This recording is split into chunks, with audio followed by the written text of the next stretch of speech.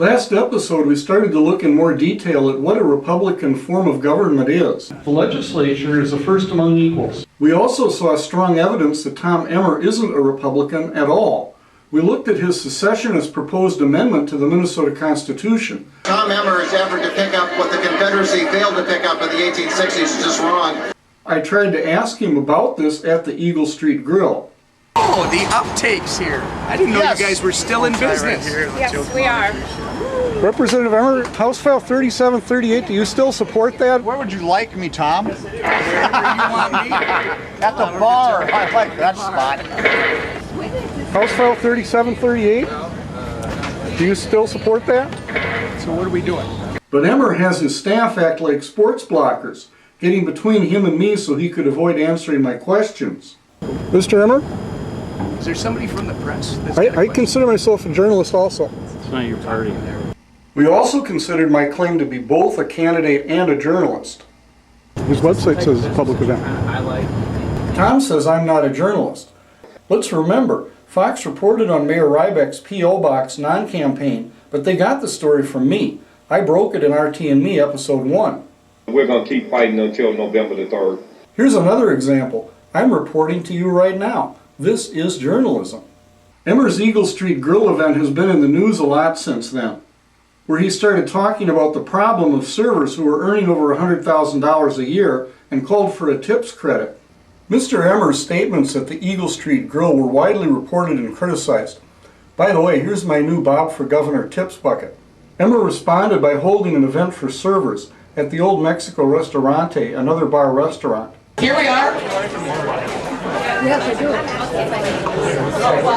Hi, my name is Ann. I've waited tables for over 10 years. I'm absolutely horrified by the statements I watched you make on film.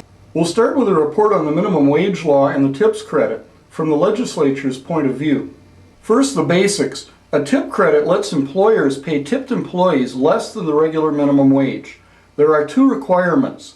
Wages plus tips must be at or above the minimum wage, and wages can't be lower than $2.25 per hour, the federal minimum wage for tipped employees. There are some important exceptions to the federal minimum wage.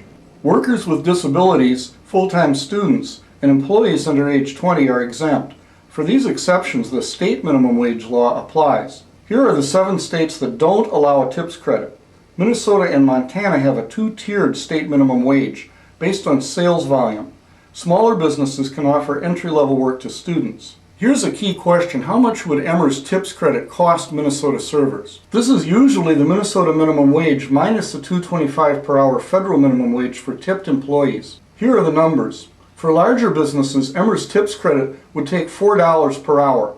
Servers at smaller businesses would lose $3.10 per hour. I want to emphasize this. Emmer's tips credit would lower both the wages of servers and the total amount they earn, wages plus tips. We'll see Emmer claim he wasn't for lowering the wages of servers. This is simply not true. Here's the bottom line. Emmer's tips credit would take about $3 to $4 per hour from most Minnesota servers. And a server's wages could be reduced to $2.15 an hour, the federal minimum wage for tipped employees. Here are the advantages of Minnesota's current policy. The $6.15 minimum wage equates to more entry-level jobs. The lower $5.15 minimum wage helps small and rural restaurants and bars. The no tips credit policy helps college students, single moms, and rural Minnesotans. This policy is one of hundreds of examples of our Minnesota Legislature at work. We were asked about the minimum wage at a May 24th forum at Temple, Israel. Here's the question and my answer. Do you have plans to alter the state minimum wage? I'm usually open to what the legislature would want to do on that. One of the things I want to mention briefly in my campaign, I am challenging the idea of what the role of the governor is in the Republican form of government. Governor Pawlenty has treated the office kind of like a third house of the legislature, where he dictates what he wants to have, and if he doesn't get what he wants, then he uses what you could call the boots on the ground in one of the houses of the legislature to enforce his will. And that is a total misconception of how the role of the governor should be carried out. I would be willing to work with the legislature and both parties to take a look at this. I know there are arguments on both sides as to whether minimum wage increase would help. The argument is that it tends to increase wages above minimum wage for a certain percentage of people. But this is an example of something that I think should be left up to the legislature, and I would work to help the legislature collaborate and deliberate to come up with a good decision on it. Now let's take a look at Mr. Emmer's bar hopping alternative to our legislative process, starting with what he said at the Eagle Street Grille.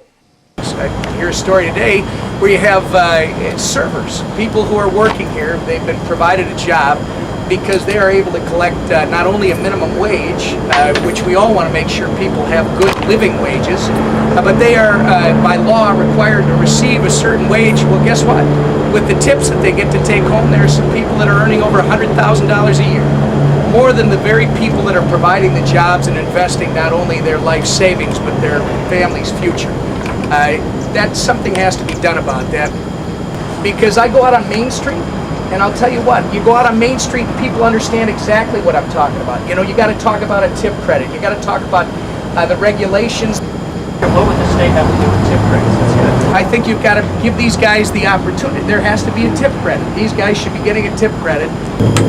What did you learn from Joe that you might want to change the state law? Well, I didn't realize, Bill, that's a great question, but I didn't realize that this that the servers were taking home as much as 6 figures. I knew that there was an imbalance, but this isn't my business. I mean, I've talked to others who have been very adamant. You know, restaurant owners, I don't know if you call them restaurateurs, but I mean, I've heard this from others that are running small businesses all around the metro area. I haven't talked to them as much outstate, just maybe Duluth and Moorhead, but the smaller towns. I hear it mostly here in the Twin Cities, and I didn't realize that it could be that great, that somebody could be taking home well over $100,000 as a server.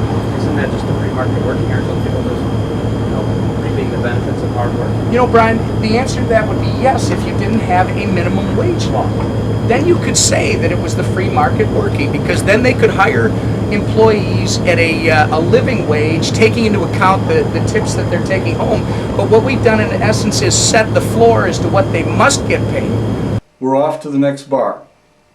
But the other thing that I will tell you is somebody reported that last week I talked about cutting servers' wages. I'm here to look everybody in the eye and tell you I never said that. I would not. Go ahead and laugh all you want. I would never say that. Here's what we said. It's never a proposal for tip credit. I was just asked if a tip credit proposal came through, would you give it consideration? Would you support it? And I said yes. That's it. There's no proposal. Haven't seen it. Hey, Katie, that is the problem. And I don't know where you got the idea that Tom Emmer wants your wage to be $2.13 an hour. That, again, is a wonderful deal. That when the media, hey, good.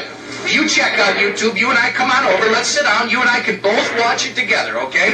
Let's not talk about that any longer. What the media has reported is, Emmer said we want to cut your wage. No, I don't. I said it again, I want to raise your wage. So let's get a couple of things straight. I never said cut your wages. Connie, the discussion over here about people not understanding a tip credit is because somebody in our media reported it as automatically telling you, Connie, who works her tail off for the minimum wage and whatever tips she gets, that Emmer somehow wants you to earn $2.13 an hour. That is not true. That is absolutely false, Connie. That is not what I said, and I'm going to tell you this. If you'll allow me to do this. We work so hard. Most of us don't have health insurance. Watch for Bar Hopping Tom and me on a primary ballot near you this August 10th. I'm Bob Carney Jr., candidate and journalist, and I'm asking you for your vote in this year's Republican primary for governor of Minnesota. We do have freedom in this country. I really do report, and you really do decide.